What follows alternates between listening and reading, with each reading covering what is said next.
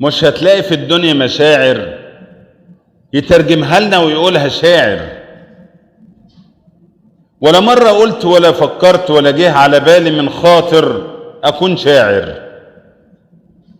كل الحكاية جوايا أحاسيس ومشاعر بكتبها حروف في كلام فيه نبض جوه صفوف، وبترسم قصيدة وخاطر تلمس أحاسيس وتمس قلوب، ويحسوا بمشاعر جوه القلب كالدافية، ويعيشوا كل لحظات عاشها القلب ومرت عليه.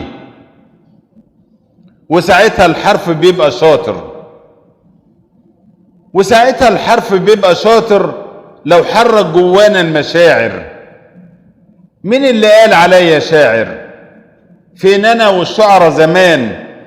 هوصل لحسان بن ثابت شاعر الرسول، ولا عباس محمود العقاد، ولا ابراهيم ناجي واحمد شوقي، ولا عمري هكون زي الابنودي، ولا هبقى جويدة ولا نزار،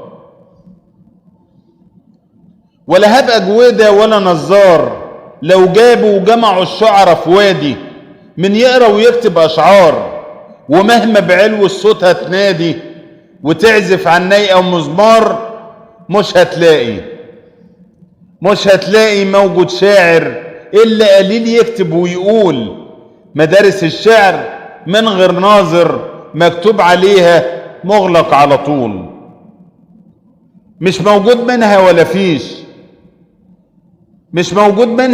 ولا فيش. دلوقتي ما بتأكلش العيش، وعمر الشعر ما كان شغلانة للشعراء تقبض منه جنيه.